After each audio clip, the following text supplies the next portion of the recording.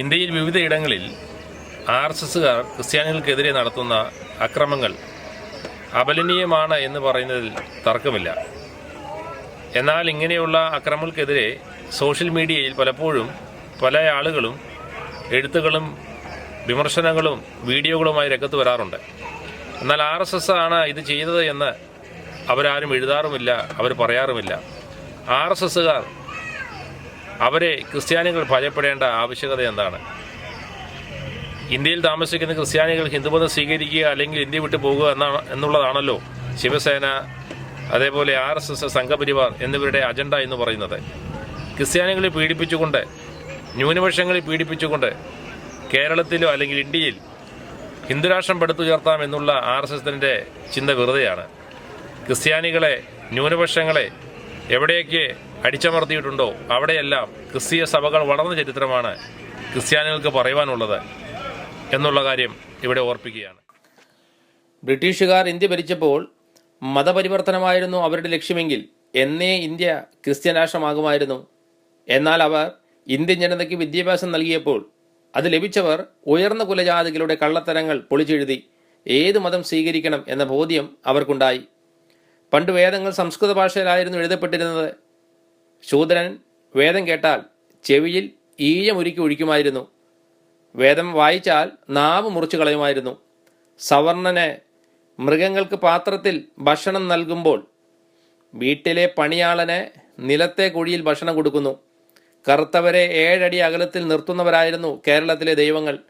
കർണാടകയിൽ അവർണർ ബ്രാഹ്മണന്റെ എച്ചിൽ കിടന്നുരുളണം, മടസ്നാന എന്നാണ് അതിന് പറയുന്നത്. ചില ക്ഷേത്രങ്ങളിൽ സവർണന് പ്രസാദം കയ്യിൽ നൽകുമ്പോൾ അവർണന് അത് നിലത്ത് നൽകുന്നു.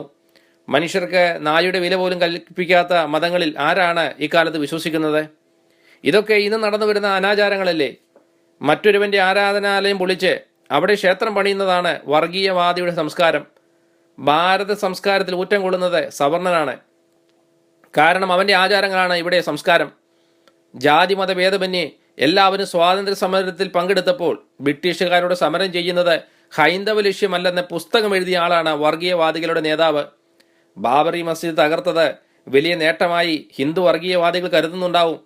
ഇവിടെയുള്ള ഒരു പള്ളി തകരുമ്പോൾ തകരുന്നത് ഭാരതമാണെന്നറിയാത്തവരല്ലേ നിങ്ങൾ? യുദ്ധവും തന്ത്രവും കൊണ്ട് നിങ്ങൾ എന്താണ് നേടിയത്?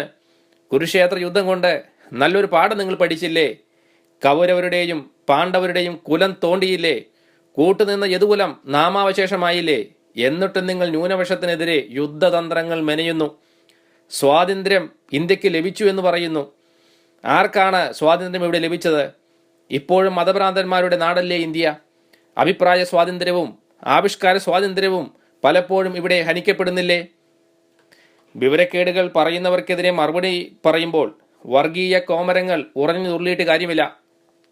ഓസ്ട്രേലിയൻ മിഷണറി ഗ്രഹാം സ്റ്റെയിൻസിനെയും അവരുടെ മക്കളെയും ജീപ്പിലിട്ട് കത്തിക്കുമ്പോൾ ഒറീസയിൽ ഇനി ക്രിസ്തീയ മിഷണറിമാർ വരില്ല എന്ന ചിന്തയായിരുന്നു RSSന്.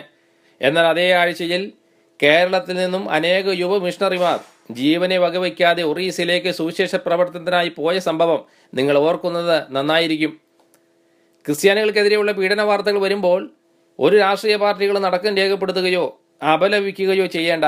ഇന്ത്യൻ ഭരണഘടന അനുശ്വാസിക്കുന്ന സ്വാതന്ത്ര്യം നൽകിയാൽ മാത്രം മതി. മദർ തെരേസ മതം മാറ്റുവാൻ വന്ന കാട്ടുകള്ളിയാണെന്ന് ശശികല ടീച്ചറും കന്യകയിൽ എങ്ങനെയാണ് കുട്ടിയുണ്ടാകുക എന്ന് ഗോപാലകൃഷ്ണൻ സാൻ പ്രസംഗിക്കുന്നുണ്ടല്ലോ.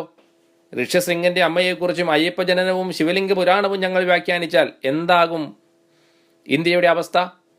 ഈ അല്പജ്ഞാനികൾ മനസ്സിലാക്കേണ്ട ഒരു കാര്യം, നിങ്ങൾ വേദങ്ങളും ഉപനിഷത്തുകളും പുരാണങ്ങളും വായിക്കുന്നത് പോലെ ഞങ്ങളും ഇതെല്ലാം വായിക്കാറുണ്ട്, പഠിക്കാറുമുണ്ട്. നിങ്ങൾ തീണ്ടലും തൊടിയിലും പറഞ്ഞകറ്റിയവരെ സഹോദര എന്ന് വിളിച്ച് അവരെ ചേർത്ത് പിടിച്ചതാണോ ഞങ്ങൾ ചെയ്ത തെറ്റ്? ക്രിസ്തീയ പീഡനങ്ങളിൽ സഭ തോറ്റുപോയിട്ടില്ല. മുള്ളുകളുടെ ഇടയിൽ താമര പോലെ, പാറയുടെ പിളർപ്പുകൾക്കിടയിൽ കുറുപ്രാക്കളെ പോലെ സഭനാഥന് വേണ്ടി കാത്തിരിക്കുന്നു. ചോരച്ചാലുകൾ നീന്തിക്കയറിയതും തൂക്കുമരങ്ങളിൽ ഊഞ്ഞാലാടിയതും സഖാക്കളിൽ കൂടുതൽ ക്രിസ്ത്യാനികളായിരുന്നു. സുവിശേഷ പ്രവർത്തനത്തിന്റെ പേരിൽ രക്തസാക്ഷിയാകേണ്ടി വന്നാൽ ക്രിസ്ത്യാനികൾ അതിൽ അഭിമാനിക്കുകയുള്ളൂ. ഭയാനകമായ പീഡനങ്ങൾ നടത്തിയിട്ടും അടിച്ചമർത്തിയിട്ടും ഈ മാർഗം തകർന്നില്ല, തകരുകയുമില്ല. ഇന്നും ജനകോടികളെ ഹഠാത് ആകർഷിച്ചുകൊണ്ട് മാനവജാതിക്ക് സ്നേഹത്തിന്റെയും ശാന്തിയുടെയും പൊൻകിരണങ്ങൾ വാരി വിതറിക്കൊണ്ട് ക്രിസ്തീയ മാർഗം മുന്നേറുകയാണ്. കൊല്ലാൻ നിങ്ങൾക്ക് കഴിഞ്ഞേക്കാം, എന്നാൽ തോൽപ്പിക്കാമെന്ന് കരുതേണ്ട. ഞങ്ങൾ വന്ന വീതികളിൽ പൂമരങ്ങൾ പെയ്തിരുന്നില്ല, ഞങ്ങൾ വന്ന വീതികളിൽ വഴിവിളക്കുകൾ കത്തിയിരുന്നില്ല. ക്രിസ്തുവിന് വേണ്ടി പോർവീതികളിൽ പ്രാണൻ കൊളുത്തിയ രണപൗരുഷങ്ങൾ ഞങ്ങൾക്ക് മുൻപേ കടന്നുപോയിട്ടുണ്ട്.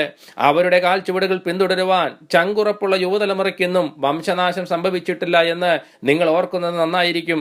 ശ്രീ തിരുവട്ട കൃഷ്ണൻകുട്ടി സാറിന്റെ വാക്കുകൾ എഴുതി അവസാനിപ്പിക്കട്ടെ. ജീവിച്ചാൽ ക്രിസ്തുവനായി, മരിച്ചാൽ ക്രിസ്തുവനായി. ഞങ്ങളുടെ നാഥൻ ഞങ്ങളോട് പറഞ്ഞതുപോലെ ഞങ്ങളുടെ കണ്ടനാളത്തിൽ അവസാന ശബ്ദം വരെയും ഞങ്ങൾ യേശു ക്രിസ്തുവിനെ പ്രസംഗിക്കും. അവസാന ശ്വാസം വരെയും ക്രിസ്തുവിന് വേണ്ടി പോരാടും. അതിൽ യാതൊരുവിധ സംശയവുമില്ല. ഇത് ഹിന്ദു വർഗീയവാദികൾക്കുള്ള മറുപടി മാത്രമാണ്, ഹിന്ദുക്കൾക്കുള്ള മറുപടിയല്ല.